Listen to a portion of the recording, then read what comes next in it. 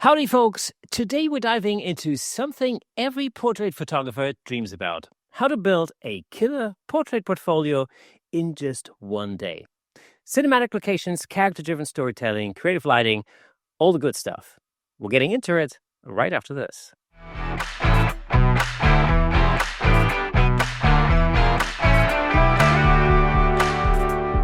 Welcome to Camera Shake, where we bring you the insider scoop on all things photography and videography so you can stay ahead of the curve.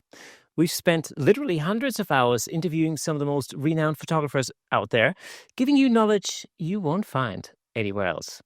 I'm your host, Kirsten Lutz, and if you enjoy the free content we put out, you can support the show by buying us a coffee over at buymeacoffee.com/camerashake. No pressure though, but it really does help.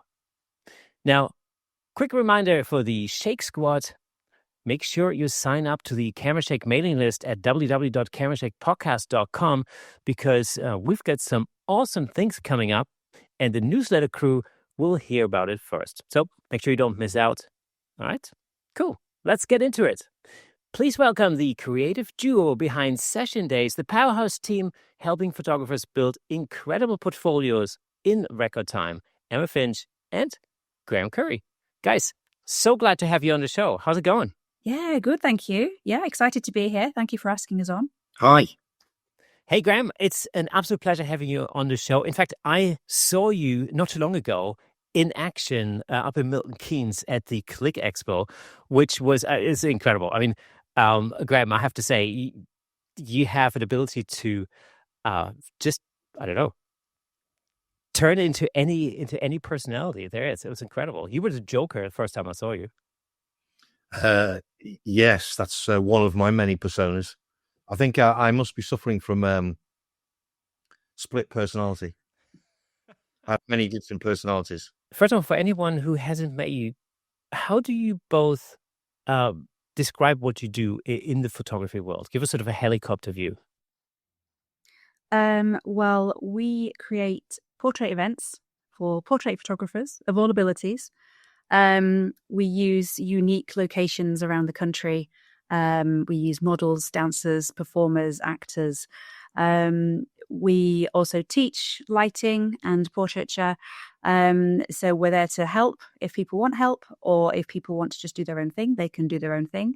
But essentially, it's all portrait workshops, different themes, different genres. How did you first meet? We met, crikey, about, 15 years ago. I think it'll be about 2011. Yeah, it could have been. So we met at a camera club. Graham was the president. I was the publicity secretary. And that's where we met. And we both sort of started getting into studio photography about the same time. And we were trying to learn and sort of build portfolios individually. So we'd hire studios together and split the costs, things like that. And then you came up with the original concept, didn't you? Well, we tried to put something on at the club, didn't we? Yes. That using some people we knew as models to see what sort of interest would that would generate amongst camera club members. And actually, that was quite a success. Mm-hmm. Yeah. But there wasn't much appetite to continue that format amongst the club, because it was seen very much as a one-off. And we were keen to sort of try it again. And it really blossomed from there. And one day we just decided to put something on at a location, Staley Bridge. Mm-hmm. And that was a success. We managed to sell that out to camera club members at our own club and using contacts in other clubs. And then from there, it just mushroomed until this last year. Last weekend, in fact, we ran our 25th event of the year? It could have been. I think it was 25 events we've run this year. That's a combination of, as Emma mentioned before, unique locations and in studio. We ran our 25th. All of them are sold out. And the popularity of them has grown really organically through word of mouth, through social media. We don't really do that much advertising. And we are lucky that we've got quite a loyal following that literally comes on every single one. In fact, I think it was 2 or 3 events ago, one of our customers said to us, he brought out a little black book and he scrolled through and he said, "Oh, look, this is my 50th event with you." Wow. 50. And he's not alone in that. There's another guy, his friend, who's on his 26th, 27th. And so that really has been the hallmark of success, is that once we can hook a Camera Club member and they get the bug, we, I don't want to use the word we pray, but we recognize that there is value in giving them what we think they're going to need in order to achieve success. What they find is that ultimately they're looking to try studio photography. They're looking to try model photography. They're not sure where to start themselves, or they don't want to have to buy the kit. And because we're sort of providing all the ingredients for it, so we're providing the model and the location and the lights, our tuition if they want it.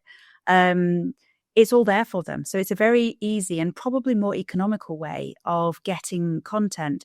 And what we find is they don't own lights. They don't own. Exactly. They don't have the kit. They don't feel the need to buy the kit. And a lot of them are very competitive. So they do competitions, they do BPE, they do FIAP. And so they need sort of regular content that's of quite a high quality. And that's where we find people keep coming back to us, just to get different images and just to carry on with their photographic journey, really. We feed their competition bug. Mm. That's what we do.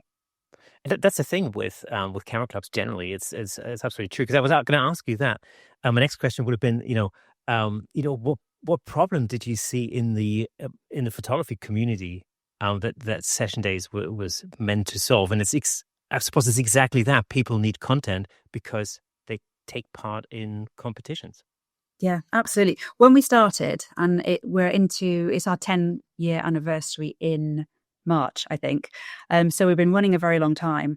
And at the time, the only sort of studio evenings you could go to were sort of, lingerie, which doesn't really suit Camera Club members.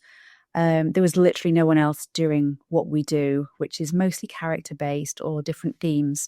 And so we started doing it, and I think we were pretty much the only people in the country doing it, maybe, which is why it sort of grew so quickly in popularity. And it's just rolled since then. As Graham mentioned, we don't advertise, it's all word of mouth.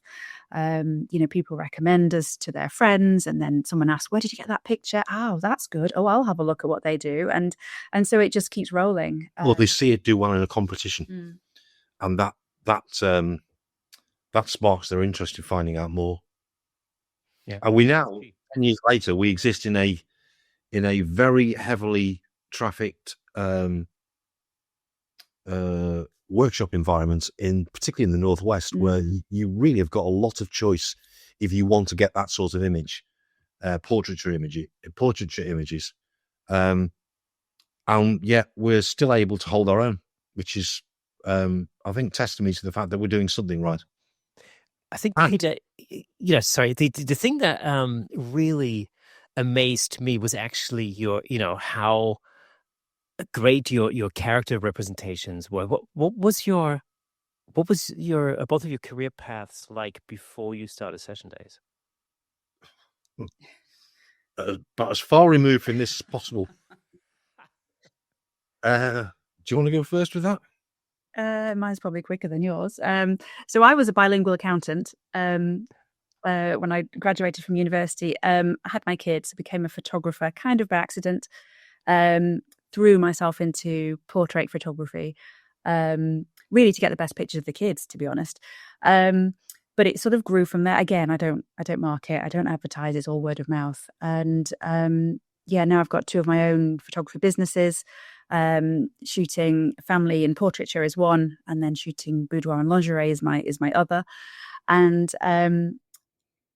portrait photographer of the year with the Guild of Photographers. As I mentioned before, eat, sleep and breathe it now. So I love shooting, I love teaching, And it's a very varied and interesting week. So very different from what I used to do before. What about you, Graham? I'll give you. How long have you got? I'll do a very quick version. Abridged. Yeah, this is a quick version. I'm originally from Liverpool. I went to university in Sheffield.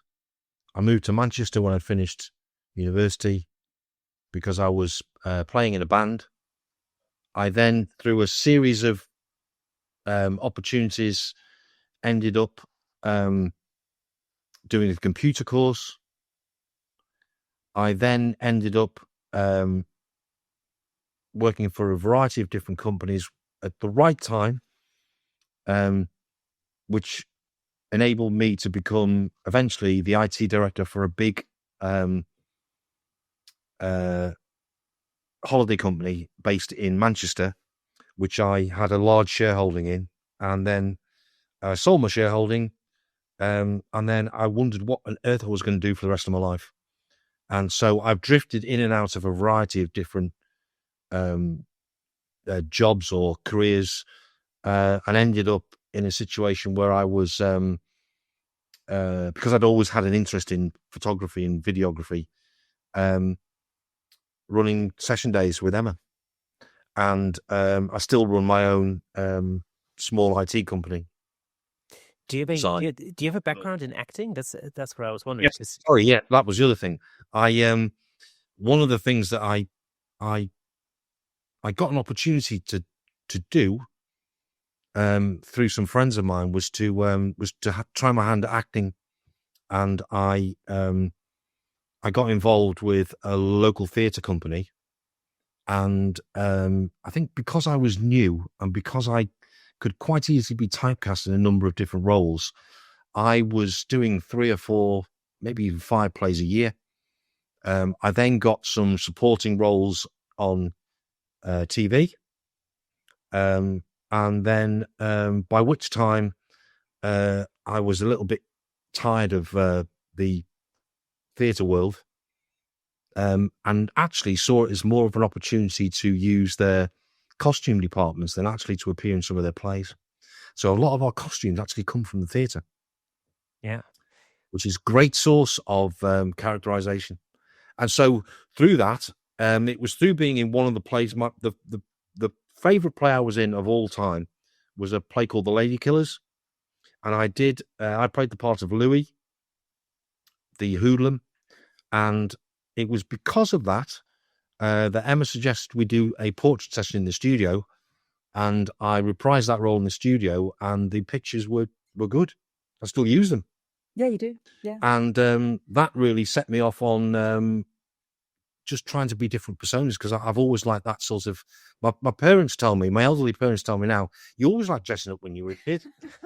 I'm not telling you the rest of it, but apparently I used to dress up a lot as a kid, and so that probably explains why I like a good friend of. There's a couple of good friends of mine. One guy called Jeff Amos. He's a great model. And another guy called Grum Foss, who's a really good cosplay model. And both of them have said to me that they find all the thrill of creating a new character is in finding the bits that you need or making the bits that you need rather than actually shooting it. And I get that. So, for example, if an idea comes to mind or somebody suggests I might like Uncle Fester, that was put together really cheaply. Yeah, it was, yeah. And actually, a lot of the adrenaline rush comes in, oh, I've got all the bits I need now. Now I can do it. But I'm not that fussed about necessarily doing it very quickly. It just comes in a rush. That's part of what I feel when I put slightly larger shoots together. In a way, where you work with sets and costumes and all the rest of it. Styling, the thrill is in actually creating it. Yeah, exactly. It's about putting it together, and then because people are often surprised, generally when they realize that the pre-production phase takes so much longer than the actual shoot. Because if it's planned very well, then the actual shoot shouldn't really take that long. And to me, that's the fun part. I don't, it's not that I don't enjoy the post-production necessarily, but I really enjoy the putting it all together part at the beginning. That's usually it's the biggest fun. So when you first did your first session for your camera club, was there a moment during that session where so the penny dropped and you thought, oh, hey, in Uncle Fester style, the light bulb went off, Yeah. and you thought, wait a minute, this could actually be a thing. When was that for you? Well, in terms of the workshops, I mean, we did one, which was supposed to be a one-off, and then people were saying, well, are you going to do another one? And so a few months later, we did another one. Again, just a kind of a one-off. And then we thought, actually, there's a market in this. People keep asking us, and people that we didn't know and people from other clubs were asking, when are you going to do this again? And because we started, when we did it, we would do a sort of mixed bag of different styles of models, maybe an alt model, maybe a character model, or a historical. It was a mixed bag of different sort of portrait opportunities for people. Which really didn't exist anywhere else. And people find it quite addictive, actually. That sounds quite dramatic, but no, that's true. They do. They get hooked on, the portraiture and the studio lighting and being able to create something that they didn't think that they'd be able to.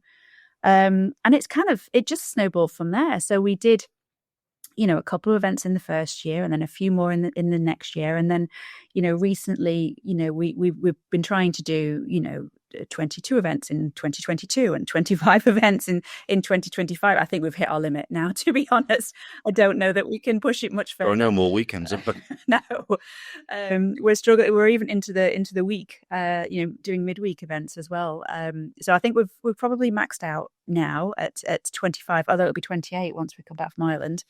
We're going to Ireland next week for 3 days of sold out workshops, which will be our first in another country. And that's an untapped market.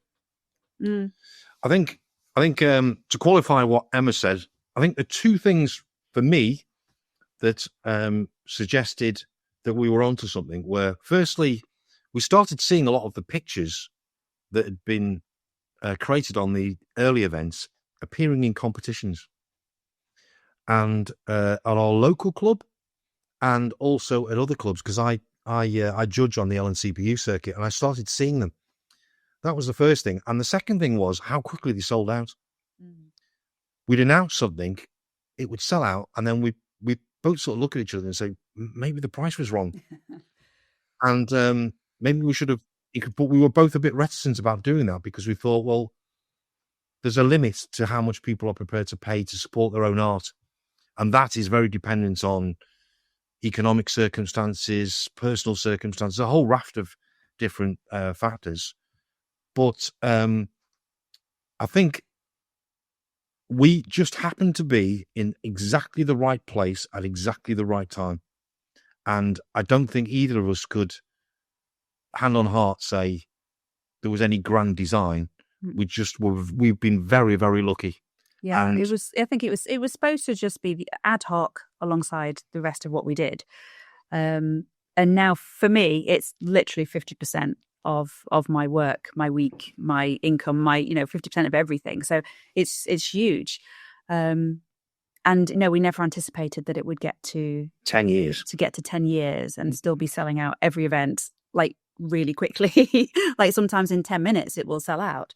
We had one once that was sold out within about 6 or 7 minutes. What was that one? Oh, I can't remember. But we have a very loyal and supportive following of people who do want to come on our events. So it's a very nice place to be, and we're very grateful to them.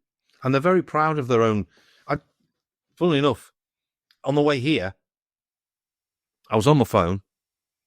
Stuck in traffic, by the way, not driving and on the phone. Stuck in traffic. And I looked at my phone and somebody got 2 20s and 2 19s with pictures that were taken on the fine art the other week. Mm-hmm. Yeah. And they're really proud of it because to a camera club person, to get a 20 is a big, big thing. And that is just to explain to our international audience that in the UK, 20 is the highest score that you can reach, as opposed to in the US, it's 100, I believe. But so it's way designated by an external judge.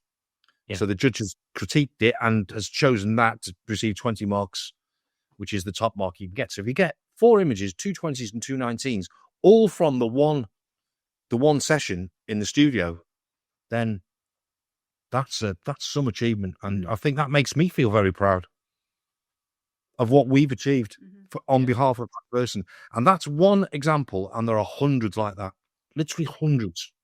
Hey, let me just jump in real quick to tell you about the amazing sponsor of this episode, Platypod. Platypod offers innovative camera support systems designed to unleash your creativity. With their stable, versatile, and portable solutions, you can capture stunning shots like never before. And I'm not just saying that. As the host of the Camera Shake podcast, I can personally vouch for Platypod's incredible products. They've become an integral part of the show. In fact, I'm surrounded by various Platypod products holding up lights, cameras, microphones, and so on. It's really helped to transform the way I make the show and the way I shoot at home, in the studio, and on location. But don't just take my word for it. Explore Platypod's website at www.platypod.com to discover their range of products, including the Platypod Extreme, Platypod tripod heads, and the brand new handle, of course. Make sure to follow Platypod on Instagram and Facebook at Platypod Tripods for exclusive updates, tips, and giveaways. By choosing Platypod, you're not only investing in your photography, but you're also supporting the Camera Shake Photography Podcast. Thanks again to Platypod, our amazing sponsor. Platypod, where innovation never sleeps. How did you shape the concept? So, what once you've done your first session, did you sit back and go like, well, okay, so should we just replicate the exact same thing, or how can we build this up? How did you go about that from the outside? Well, it started before we both had studios, actually. So we'd have to hire a location or hire a space to do it in. We started with studios because that was the easiest to start with, and then we sort of moved on to location. And then I got my studio, so we'd run half the workshop from my studio, and half of it would be sort of on location. We're in an old mill in Manchester, so lots of character. It's in very authentic area of Manchester. Lots of grit and graffiti and good photo opportunities. So half of it would be in my studio, half of it would be on location, sort of in the streets and the surroundings, which Graham would run. I remember that. Yeah, we did. I had to go out in the cold. Yes. Yes. That's another that. I've forgotten all about that. Yeah. Completely forgotten that. So that's how it sort of, we sort of, what we found with the location events is that people they really wanted to come, but they were a little bit lost. They weren't sure what they were doing with lights. They weren't sure what they would, how do I talk to a model? What do I do? And so we thought we better start doing a basic tuition, a basic class in off-camera flash, in talking to a model, posing a model, working with someone. So we launched the Portrait Masterclass, and that must have been about 9 years ago or more. They flew off the door. And they absolutely flew. And that was supposed to be the grounding for people, to give them the confidence to then be able to come on the location events and be more comfortable to sort of, because what we don't want to do is spoon feed people. We want them to come with their own ideas and their own concepts. And as I said before, we'll give them the ingredients. We want them to bake the cake. So, that would give them the confidence to then go out and sort of create their own work. So that's kind of how it started. And then we thought, well, actually, Portrait Masterclass, we're just doing time after time after time. Again, it's supposed to be a one-off for It must have done people. 30 of those. Oh, it's still rolling now. And we thought, well, actually, people keep coming. People have been on them, but the same people are coming time and time and time again. They've heard all the teachings. They're just coming to shoot. So we thought, okay, we'll do more in the studio. So we launched a fine art workshop. We launched a noir workshop, a creative light workshop. And those are ones that just keep rolling, different sets, different models, but similar lighting patterns. And they're really popular as well because they get more help from us because it's sort of micromanaged. I run with the female model in my studio. Graham works with the male model in his studio. We're both teaching it. We can both help where help is needed. And we style them. And they're very styled. And they've been really popular as well. So it's a mixture of those sort of events in the studio combined with the bigger location events around the country. So we've used Tudor mansions, Spitfire hangars, 1920s theatre, A Wild West town. Wild West town, all like literally all sorts of everything. Old church. We used a park to do the Vikings. We did. The back of a park. So all sorts of sort of unique and unusual locations that maybe they wouldn't get access to. And I think part of the challenge for us is to try and think of something new. Keep it We're fresh. always trying to think, well, what would work?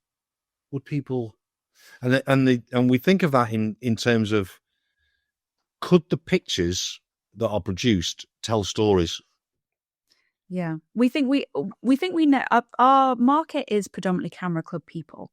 We do get the odd professional, we do get some people who are complete beginners, but the core of our photographers are camera club people. And I think because we both were in a camera club, I think we've got a good idea of what works well in camera club competitions. And also a lot of them are on the exhibition circuit, so BPE, FIAP.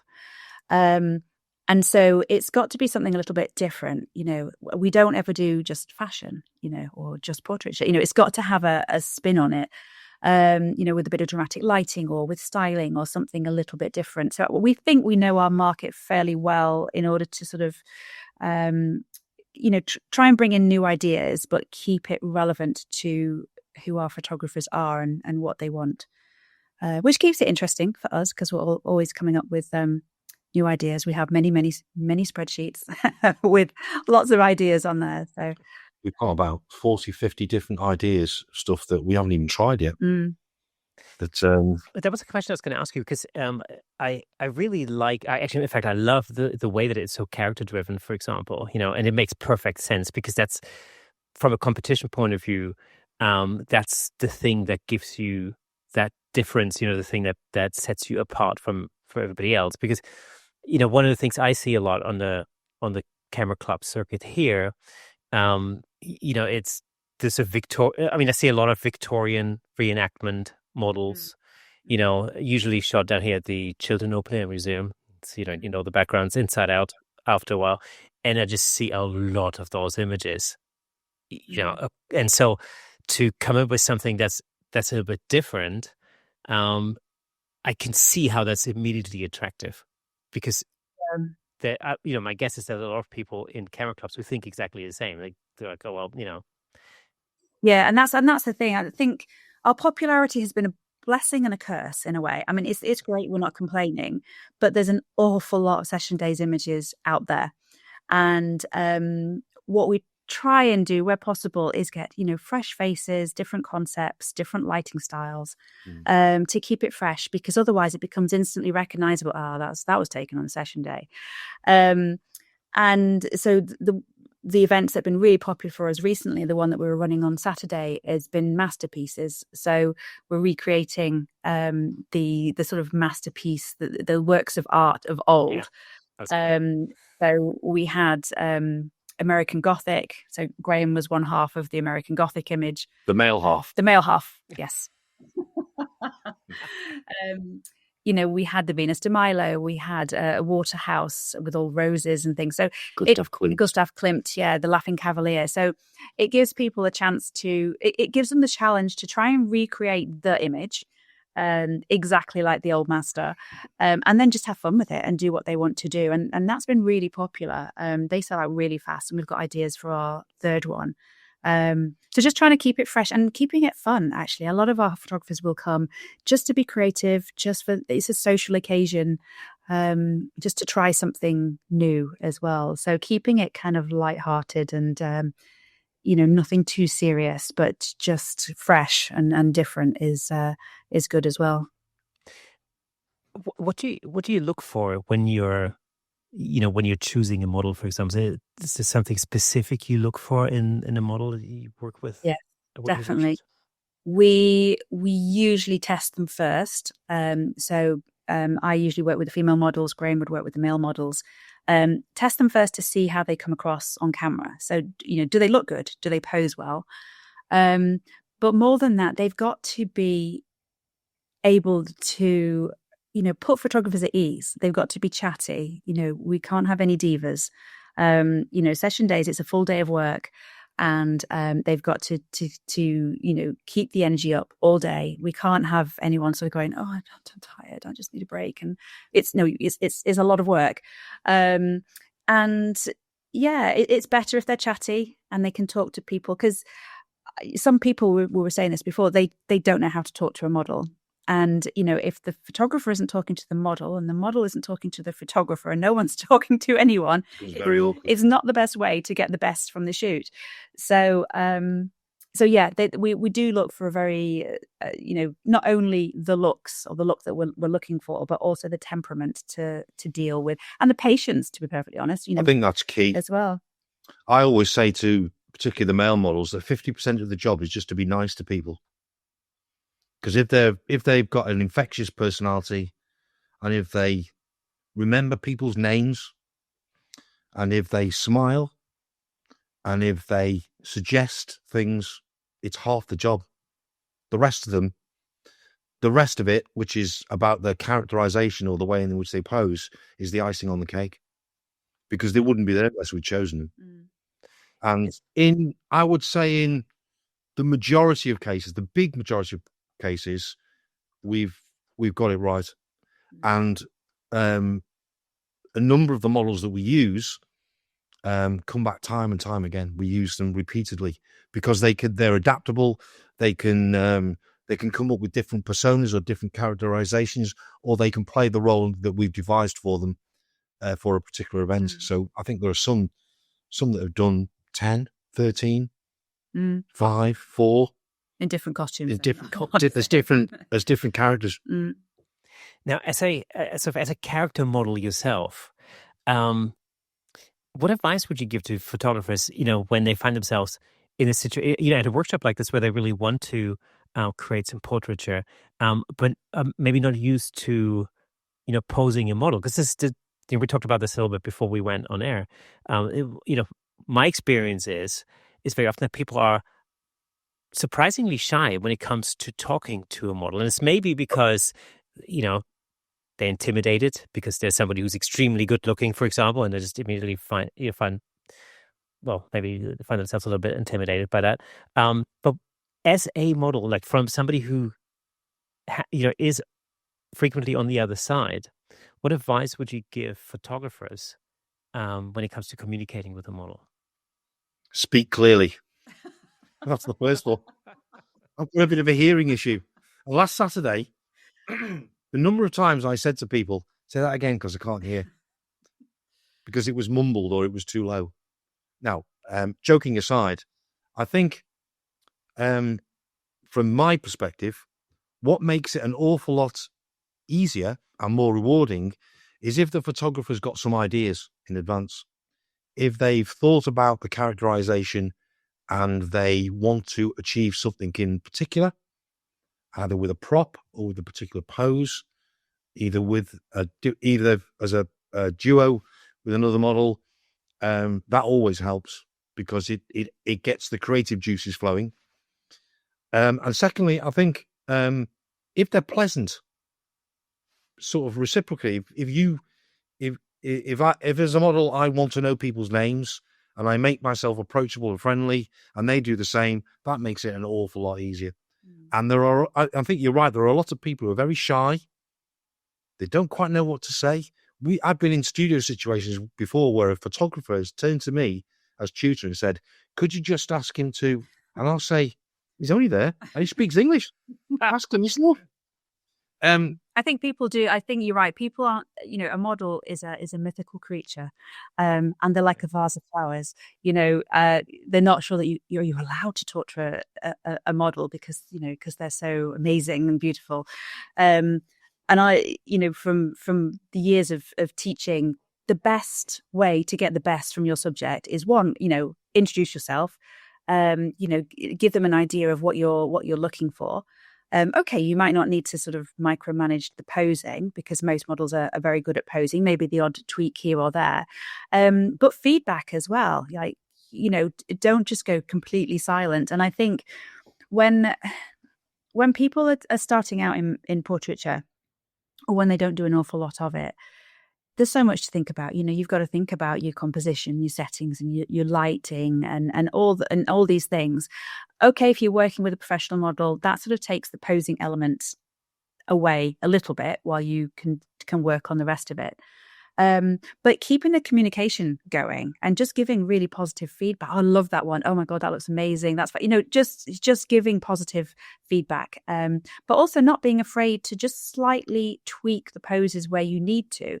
At the end of the day, the models can't see how the light is hitting. And particularly if you've got quite directional or dramatic, moody lighting, which we quite often do, the model can't see how that light is going to hit them. And therefore, and you can on the back of the camera.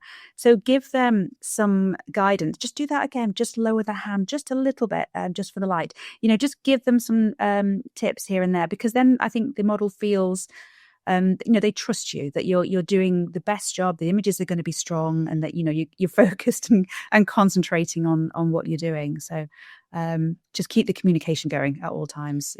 It will be my advice to people. I think when I'm in front of the camera as well, I tend to micromanage as well.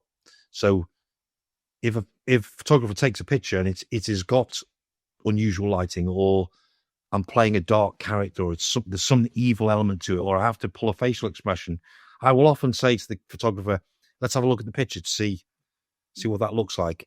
And actually, what I'm looking at is whether I've got the look right, because I trust the lighting is right. It's whether or not the right intensity is in the expression, or whether one element of the lighting is wrong, or whether I'm standing in the wrong position. And I think to a certain extent that makes me a little bit unusual, because I don't think a lot of models do that. Well, that's because you're a photographer. But I have noticed some of them doing it. Yeah, no. So the really experienced models will want to just check that everything looks right back of camera. I noticed Meg doing it. Yeah, we were working with Meg and also with Ivory Flame on Saturday, yeah. And they like to have a look back of camera just to make sure lights are doing what they want them to do. They look right in the set. And I think that's an expression of, have I got that right for you? So that you can do something with that and turn that into a work of art and do well in the competition. Mm-hmm. Yeah, and that's a sign you're working with a professional, because they can see more than, they can see the whole concept basically, or the whole process, rather than just that little bit. Yeah. And also find, you're absolutely right, Emma. The communication part is so important, because the model doesn't know what you want, unless you tell them. Like, they don't know what you're trying to achieve, Mm-hmm. and even, a professional can throw out some poses because they know which poses look good on them, and they know which, they know what to do with this lighting setup and stuff, because they've done it like a million times before. Mm-hmm. But the minute, and that's good. I think when you're a beginner, that's good, because then you've got something to work with, and it takes the difficulty out of it a little bit. Yeah. But at the same time, if you're trying to create something unique, something that's personal, something that's uniquely you, then you need to give the model some kind of direction. One thing that I always do before a shoot is, I do a lot of pre-production, so I put together, mood boards and create the sort of look that they want to create, and I go through it with the model before, and we'll go like, okay, well, this is what we're trying to do, but I'm thinking about doing it like this, and then maybe we'll try a few things, blah blah blah. By the time we start shooting, the model usually knows what we're trying to do, what we're trying to get. That's actually true no matter whether I'm doing stills or video as well at the same time. I think two things there. I think certainly when you're starting, if you're new to portrait photography, and as I mentioned before, there's so many things to think about, you can learn an awful lot from working with a professional model, and it's worth spending the money to work with the best models that you can afford, because truly, they're worth their money. The more you spend, the better the quality will be, the better the usable images will be. And it takes the posing element away from you. So that's a good way to learn posing and to learn working, how to work with models and learn all the other elements of portrait photography. Because at the end of the day, portrait photography is 50% technical, 50% the psychology of working with people. So once you've got all the technical skills, then you can work out, how do I get the best from the person in front of the lens? And that's where the psychology comes in, making that person feel really relaxed, making them trust you, and having it as a sort of a collaboration, really. Even when I've got a client in the studio, it's a collaboration. They need to feel like them. I need to be happy as well, and you have to keep the conversation going. But I think once you've got to grips with the technical side of things, absolutely having a mood board, talking them through what you want to do. We find that our photographers who come on the events, absolutely the ones that do the best and the ones that have the most unique images have really thought through what they want in advance. They brought a mood board, they bring their own props even, and they're going to get something that no one else has got. Or they have a very clear idea of how they're going to edit the picture. Yeah. So to a certain extent, they're not bothered about the lighting. They're bothered more about the character, because they know that they can do something in Photoshop to enhance it. What they basically need is, as long as it's not blown out, as long as it's not complete black, that will do me. Well, a lot of that. Or I'm going to use it as a composite. Yeah, that's for the composite photographers. Not everyone can do composites, in which case the lighting is important. But if you come with an idea of what you want to leave with, absolutely, that's helpful. If you just come with your camera and you haven't really thought it through, you're going to get very similar images to other people. But yeah, definitely it helps to plan and to have a mood board and to have a visual mood board. If you've got a visual mood board and print it off, and then you can show your model or your person, this is what I'm thinking, this is the vibe I'm going for. It's much easier for them to interpret that if they can see what you want to achieve, rather than trying to describe it.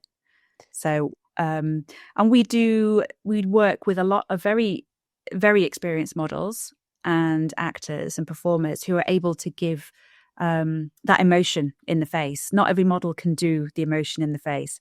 But that is, if once we find someone who can do it, it's fantastic, because the photographer says, like, you're sad, and they can almost cry, you're happy, you're shocked, and they can do it and it looks believable. And again, it's great for, it tells a story. It's something that judges are going to like, because it's not just someone looking pretty with nice lighting in a nice dress. There's a bit more of a story element. You're happy, you're sad. Yeah. You're lost, found. That's exactly it, because this is the thing, the technical aspects of portrait lighting, in many ways, they're relatively easy to teach, they're relatively easy to even perfect. But then beyond the technical, and this is, of course, the age-old thing with photographers, because and I always say this, photography is like, photographers are basically, they sit on a spectrum. You have the super technical people who are attracted to it because of the gear and all the technical elements of it. And then you've got the other end of the spectrum, which is the super creative people who are just, so creative that they don't really care what they shoot with, how they're going to get it done. It's just, and that's why I love it. It ticks both sides of ticks both boxes. Yeah, absolutely. Absolutely. Now, when you have people on in a workshop, who are presumably, at different skill levels, for example, or ability levels, and maybe some people have more experience with studio lighting, maybe some people have no experience with studio lighting. How do you ensure that they all come away with great photographs? We micromanage. We run over. Yeah. So in the studio, we really are there to help them. If it's someone that I know is very experienced, that they are professional, I wouldn't hover over their shoulder. I trust them. They're going to do what they need to do, and they're going to be happy with it. So I give them some space to be creative. If it's someone who's never been in a studio before, never used studio lights before, we will both literally sort of stand next to them while they shoot. Let's have a look. Okay, we'll just tweak that. Okay, go again. And you can see them, they'll take it and go, oh, wow, that's the best picture I've ever taken, because they don't realize how amazing studio work can be. I think because when you look at a set and you look at lights, you don't know how that light is going to hit the set. And then you look at it and it's completely different from how you imagined it would be. And it's lovely to see people's reactions and they're being so proud of what they've achieved. So we never let anyone leave without them being happy with their images. That sounds a little bit threatening, doesn't it? But we do let them leave. No, but we want them to be happy. I say in my studio, no one's leaving here until everyone's happy. Yeah. And I will go, and what we'll tend to do is we'll go. What I tend to do is when we're starting with a particular set with a model, a male model, and the scene is set, the styling is done, the model's ready, I will pick on somebody that I know can take the photograph right. If they're one of the people in the studio, so I'll get them to be the guinea pig, and then what I'll do is I'll ask them to show the picture they took in one shot to the rest of the people, so they've got an idea of what they're aiming for, and that sets the tone for the rest of the time, because then they feel a bit more empowered the next time. Can I go first? And then I will manage whose turn it is to go next until the end of the set, at which point I'll say, right, is everybody happy? Is there anybody here who doesn't feel they got that picture? Because if you didn't get it, now's the time to say. Because I don't want anyone to go away and then say, oh, I didn't get that shot. Now, there'll always be issues. There might be some people who are shy.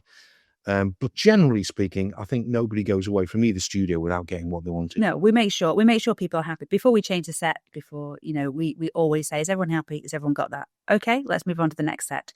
And we're pretty fluid, pretty flexible in that, there's no reason why they won't get shots that they're happy with. We're there.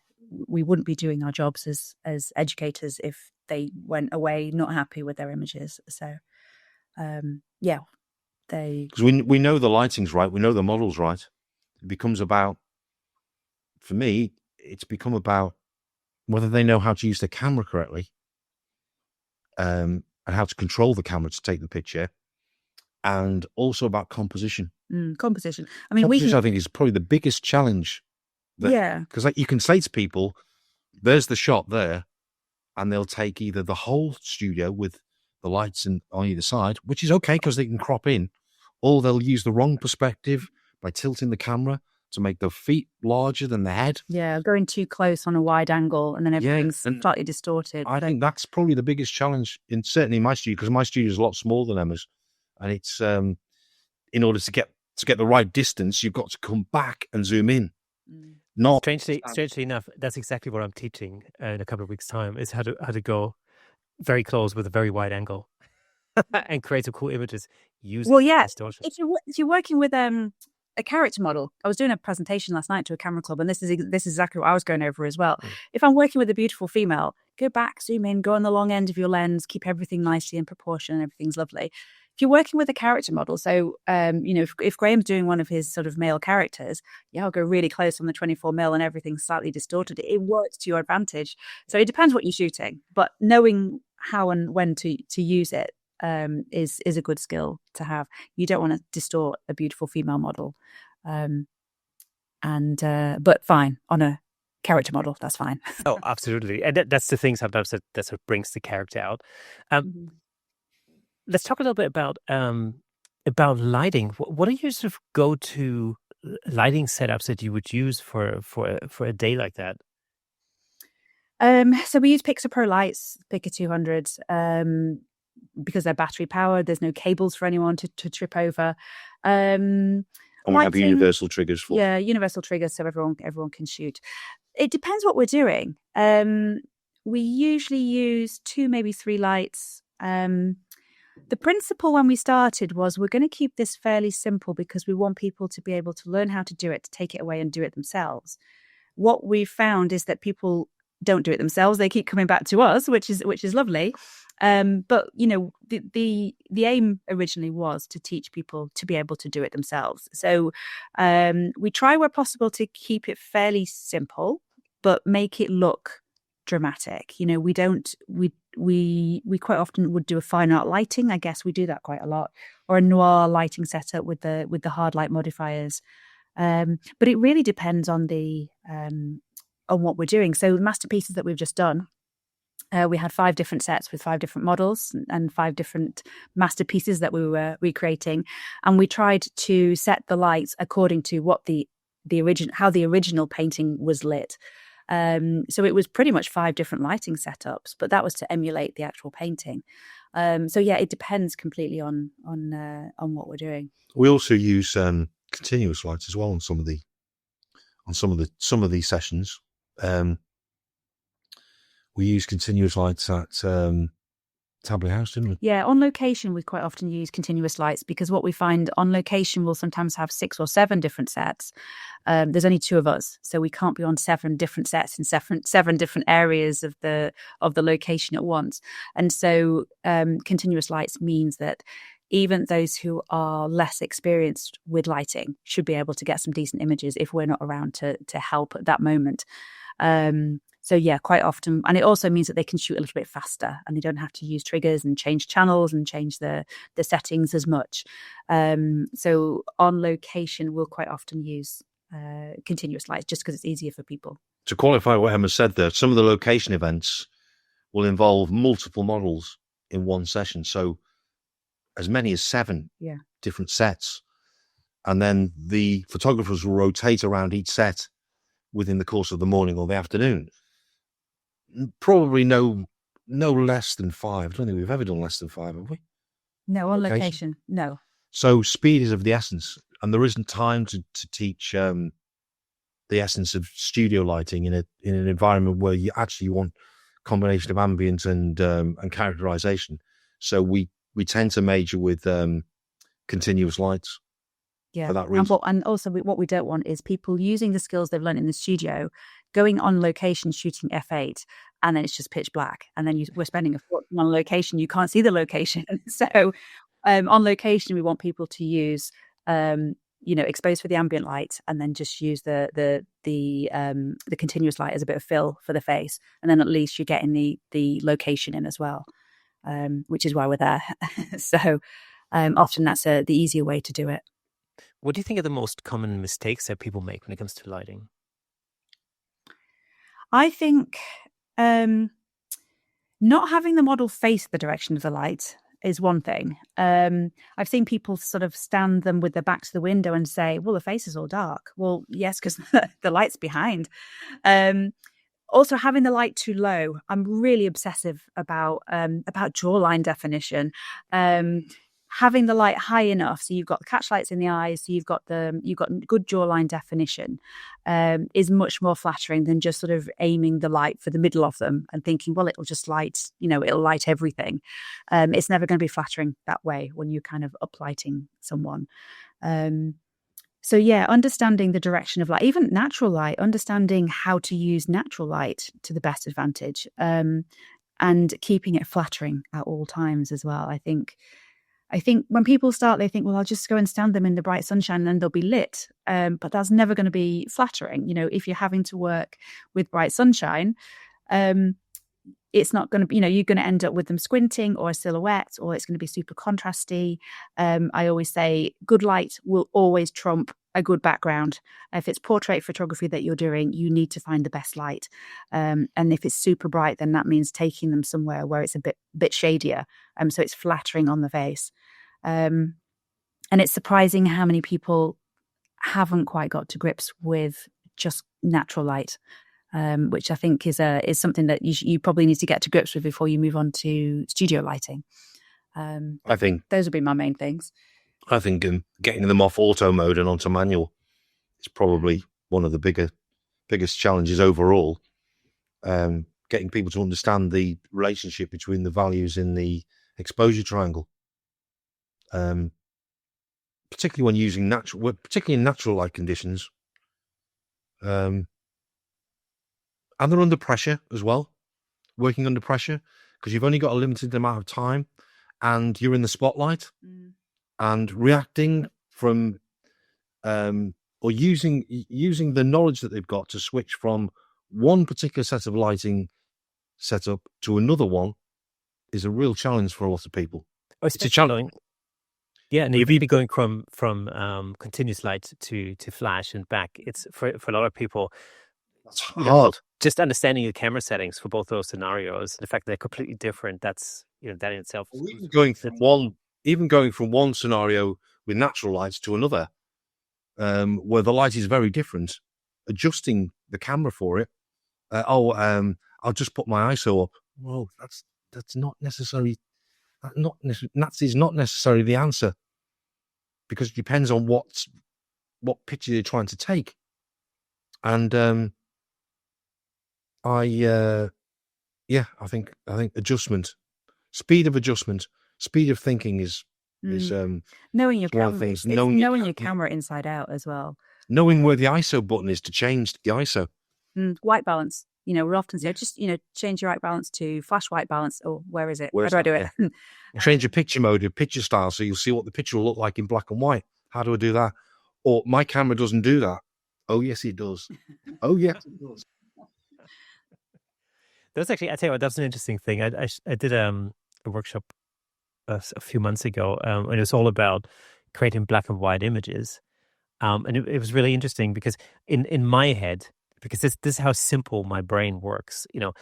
For me, it makes perfect sense to have the entire workflow in black and white. So, what I see in the viewfinder is black and white. What I see in the back of the camera is black and white. Because I shoot tethered, when it comes into Lightroom, I put a preset on it, so I never see the color version, because in my head, it makes lighting easier because I can see the results straight away and I can react to it. And, rather than shooting in color, and I know a lot of people do that, rather than shooting in color and then converting it after the fact, to me, it doesn't make any sense when I already know that my output, my final result is supposed to be black and white. So, totally agree. So in my brain, this makes perfect sense, but I'm always astonished when I do a workshop like that. People go, "Oh, I never thought of it." Well, we do as Emma mentioned before, we do a creative noir workshop in the studio.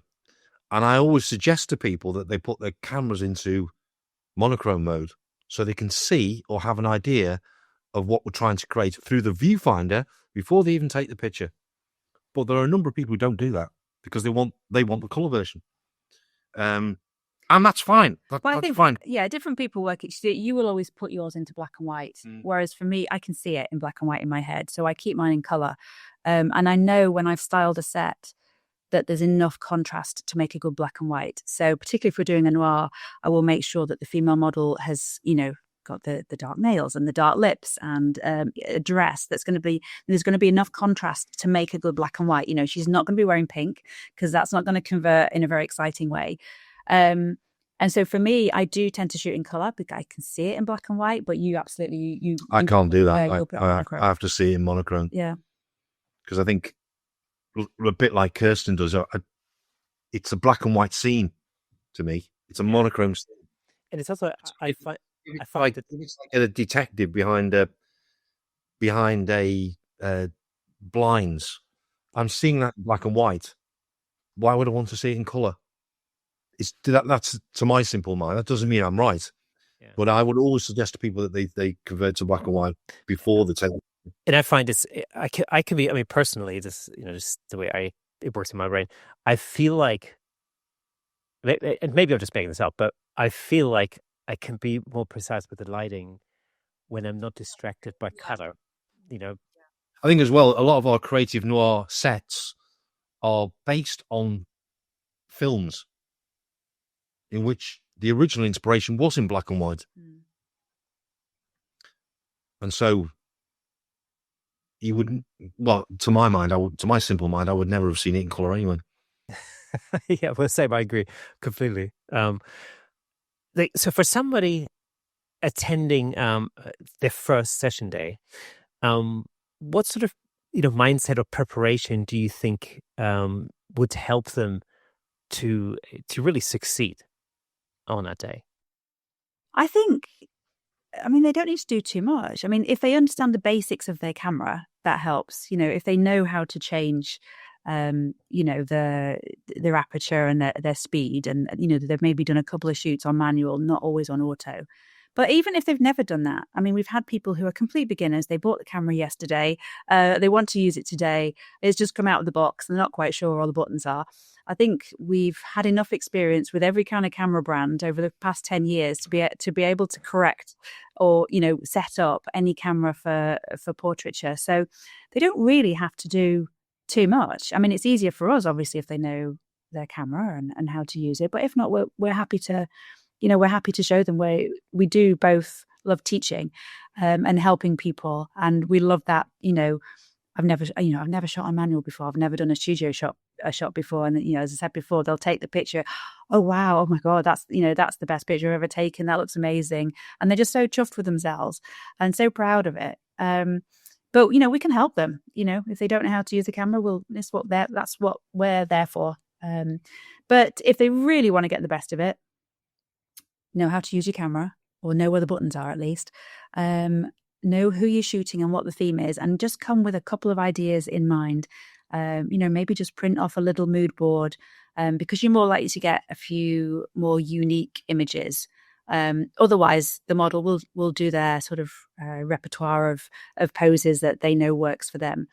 The lighting we've set, which will be the same lighting that the other people are using as well. So it depends. It depends on their ability. It depends what they're shooting for or why they're coming. But either or, we're happy to help. I would say focus on quality rather than quantity. There's no point taking the same picture 10 times when all of them have got a strand of hair out of place, or the model's eyes are closed because they're mid-blink, or a button isn't done. Or if the day before they've been shooting birds in flight and they're going and then like one shot and then it's all black. Yeah. But really, I mean, essentially, one of the things we always say on a creative fine art or a creative noir or a creative light is that we're going to do, during the course of their session, their morning or afternoon session, we will do a minimum of 2, possibly 3 sets each. So their expectation should be to get one very good picture of each set.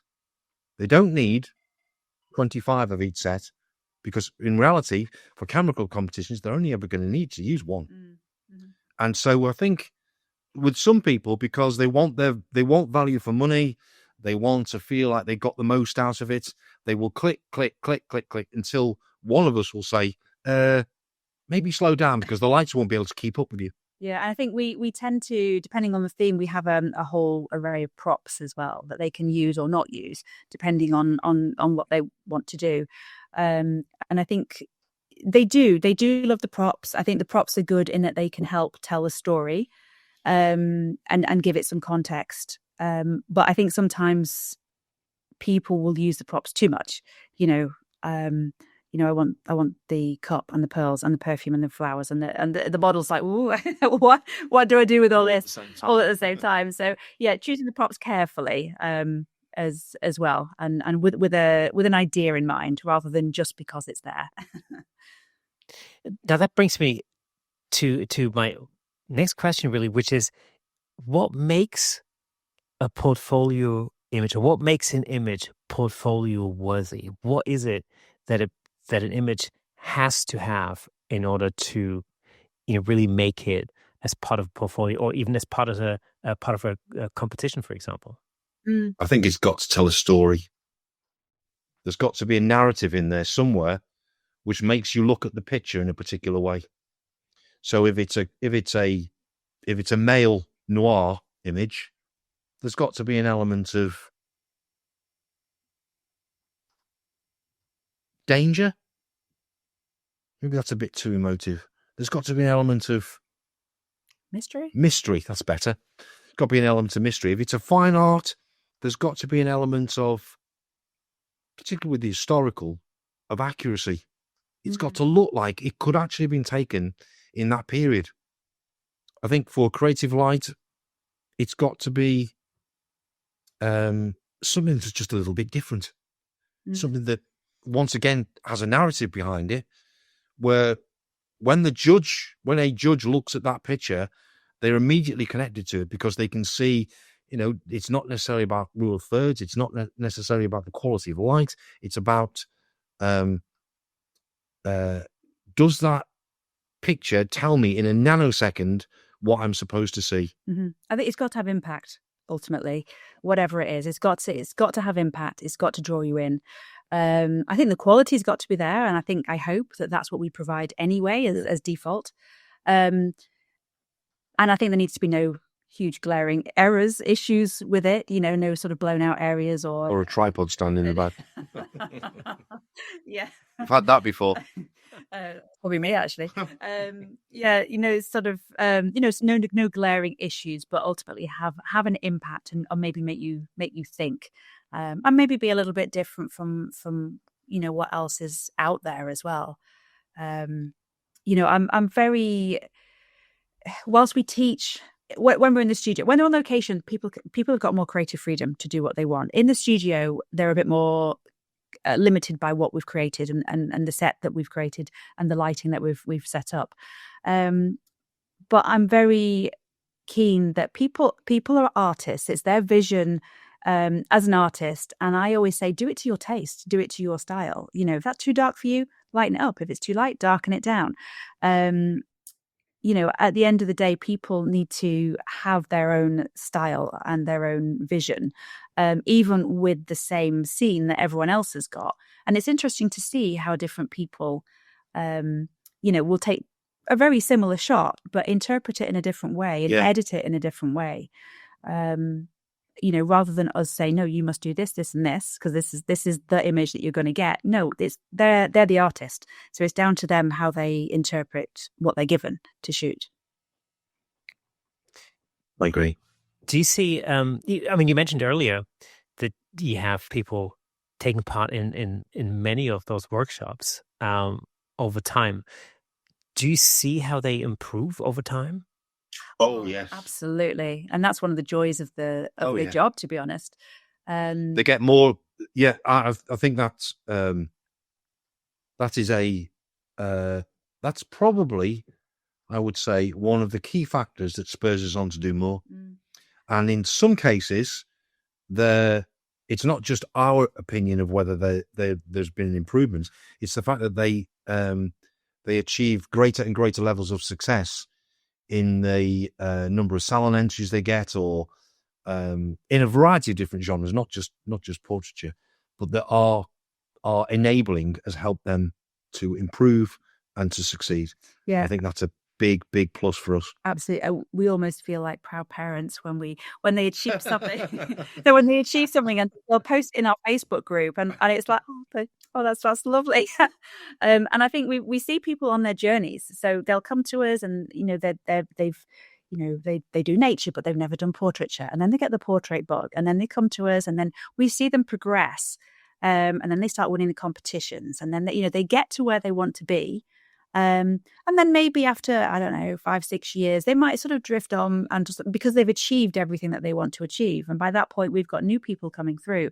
So it's a constant sort of conveyor. Yeah, it's that sounds like we're in a supermarket, but it's a journey. People are on a journey, and it's lovely to see them progress, and it's lovely to see how happy they are and how proud they are when they do achieve what they want to achieve. And we're happy to be a small part in helping them do that as well. So there's definite improvement for sure. What are some of the most sort of impressive transformations or success stories that you've seen over the last 10 years? It's a hard one. That is tricky. I think people are often on their exhibition circuit, so they'll do BP 1, which is the first level, and then 2, and then 3. And this is why they keep coming back, because they need fresh content, more content, different content. And then they'll get to, is it BPE 5 is the top one? Yeah, and then they'll hit the BPE 5. Yeah, BPE. And then they're done. They've achieved everything that they want to do. Or they'll do the CPAGB and the DPAGB. MPAGB. Yeah. And they'll get literally to the top of where they are. And there's so many people have done that. So many people, and that's when they start coming to us a bit less. They don't need us then. They're perfectly capable of doing it on their own. But it's not necessarily that they've achieved that just with our images. No, not just us. No, because they're into all sorts of different genres, but some of the successes that they've got are directly as a result of having attended one or more of our workshops. And I think if we were to count up the number of points that have been awarded in BPEs, I think we'd be into the thousands, literally the thousands. And that, for me, is one of the biggest achievements, because we never had that in mind when we started out. We didn't even know about them. No, we didn't know what it was when we started. It was only when we suddenly started seeing them and people started telling us about it, we thought, actually, we're onto something here. As I say, we were in the right place at the right time. Yeah. Very lucky. What have been some of the biggest challenges of running session days as a business? Cool. Running out running out of weekends. I think not having enough time. Yeah, too many ideas and not enough weekends. I think. Also, I think we've we sent out a survey recently asking people what they wanted to see in the future, or how they wanted to, whether they wanted to give us any ideas about how they would want to shape things in 2026 and beyond. And that's revealed some interesting answers. And not necessarily the answers we would necessarily have thought would come in the first place. Yeah, no, it's been eye-opening, in a really good way, and giving us some ideas and some sort of pointers for next year. I've gone a bit off track there. What was the question? I can't remember what the question. Challenges. Well, challenges. Yeah. Well, the challenge. The reason I made that point was, I think the challenge for us is that, as we mentioned before, we are always coming up with ideas, or something will sparkle. You see something on the TV, or you see something online, and you think, we could do that. How do we do that? And once again, the adrenaline rush happens when there is a connect. We both see, yes, we could do that. And there's a great thrill involved in just putting the whole concept together, find the location, find the right models, then launch it. And I think one of the challenges for us is that we've got to come up with new ideas next year, which stimulate people's attention and imagination to want to come on 2026's events. Yeah, I think that is a challenge every year. I think in terms of challenge, I mean, we love running session days. We've been doing it 10 years. It wasn't supposed to be this big, but it is. We're both very, very different.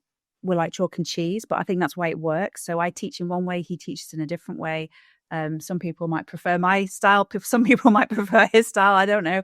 But that's, I think, why how it works is that, where, he's got different skills to me.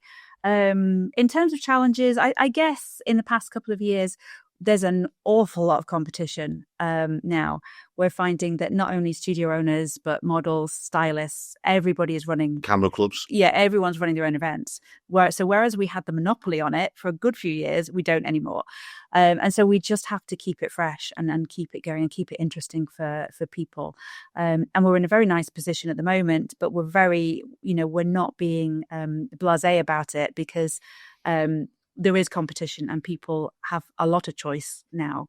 It is particularly saturated in the northwest of England. Definitely the northwest, yes. But as Emma mentioned before, we're going to Ireland next week because we were asked to try it out in Ireland, and we sold out 3 consecutive days of workshops, and we're taking models over there with us, taking a whole shebang and taking it on the road into a foreign country.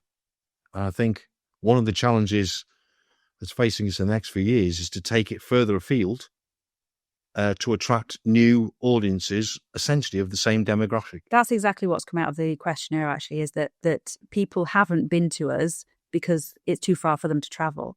And we do find that some people will travel from the South Coast, from Plymouth and Southampton. Scotland, from Ireland. They will literally fly in for the shoot and fly out again. We had somebody come on Saturday flew in from Cork. Flew in. We actually had someone from Australia once, but and she wants us to take it to Australia, which I'm all for, but I don't know if that would work. So it's realizing that there is a call, there is a demand for this, but I think we need to go to them as opposed to them come to us. But it's the logistics involved in that. It's on a whole nother level. But so Ireland, I guess, will be a good learning curve for us to see how feasible it is to take it on the road more often.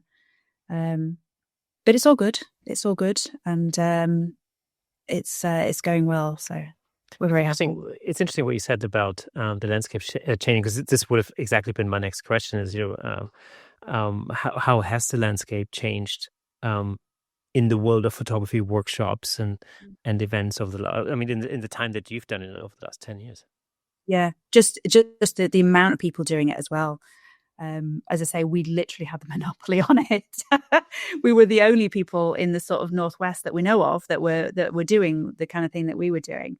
And maybe we make it look too easy. I don't know. There's a lot of people doing it now, so there's a lot of competition. So we find that our clients, they'll pick and choose which workshop they go on. That's really the major change. Lockdown wasn't easy. It wasn't easy for anyone, and we found we lost a few of our female photographers. Actually, they didn't come back to us after lockdown. We can't quite work out why that is, because certainly before lockdown we were about 45% female photographers, 55% men, which was great in the industry, and that slipped a little bit from lockdown. Not sure why. But those would be the major challenges, I think. Okay. So what do you think photographers need the most today? Community, mentorship, creativity, portfolio, or confidence? All of that. Certainly our photographers. Some of them come to meet people. Yeah, they're keen. Social aspect of it is important. That came out in the survey. Ours are keen amateurs, so we're not dealing with very many professional photographers. The biggest demographic is the keen amateur, and for us, a lot of it is just getting the chance to be creative. They're very passionate about photography, and they just want the opportunity to shoot. It's easier if we can provide that for them than them having to go and source it themselves. But the community of people meeting other similar photographers, there's been some great friendships born from our events, because people see the same people on different events, and it's a very social thing. They meet the person whose name they've heard. It's a very relaxed environment. We make it comfortable for people, and there's lots of tea and coffee and snacks, and all the help that they need. And it's lots of tins of celebrations without any Maltesers in them.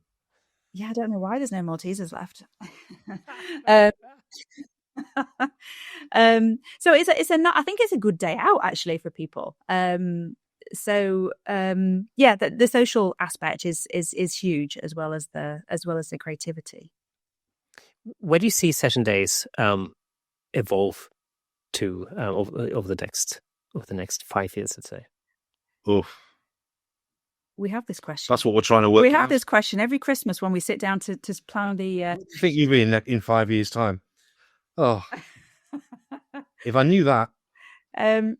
No, I think more of the same.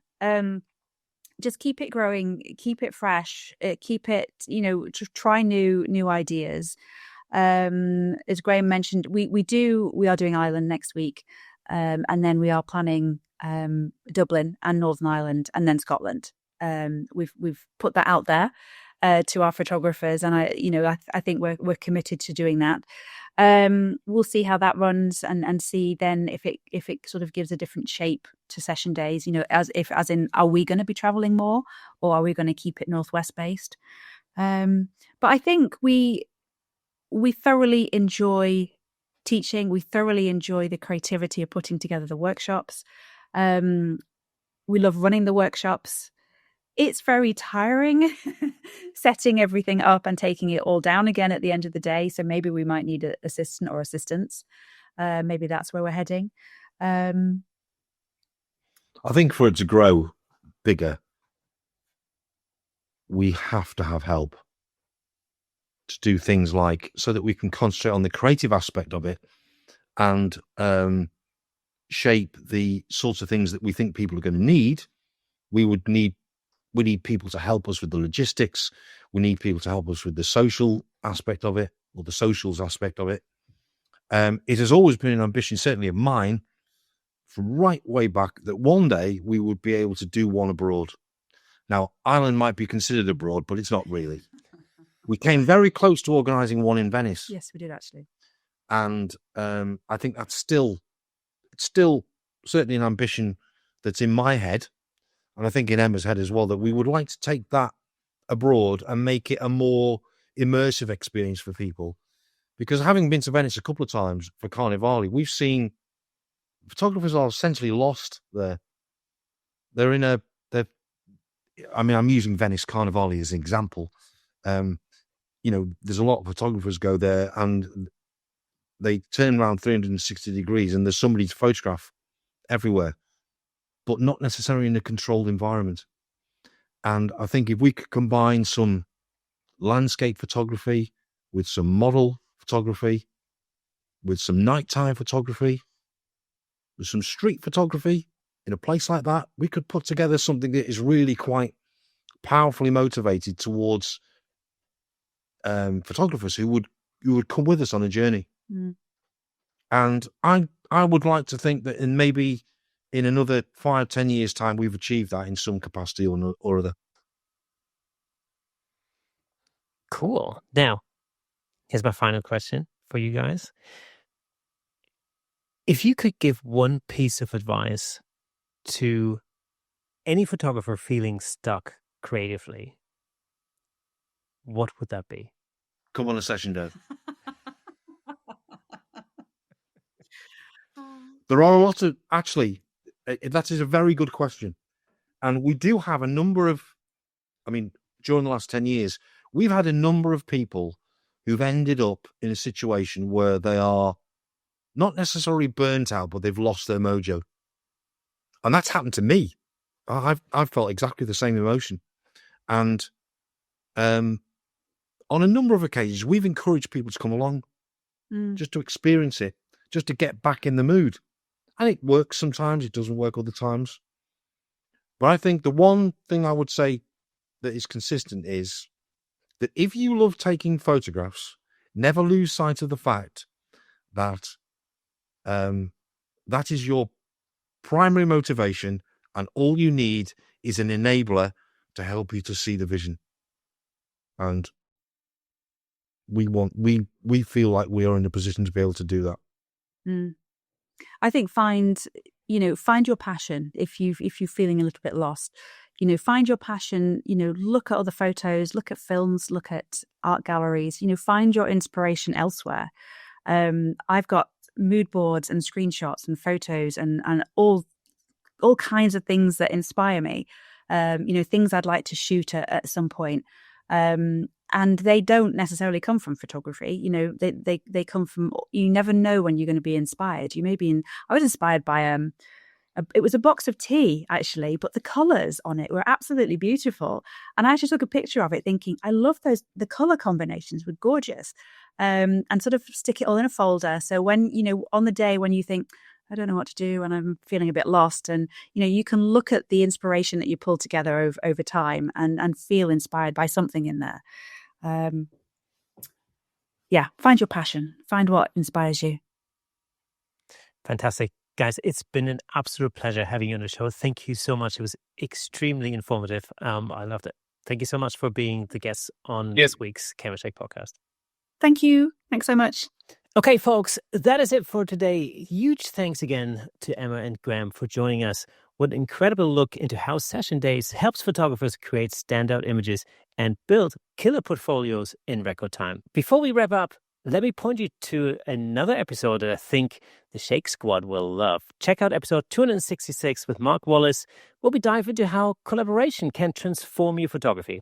It's packed with practical tips you can use straight away.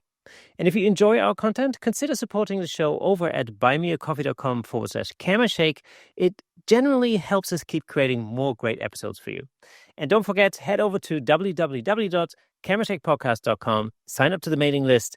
We've got some incredible things coming very, very soon. It's Christmas, so make sure you get that done now. And the Shake Squad newsletter crew will be the first to hear all about it.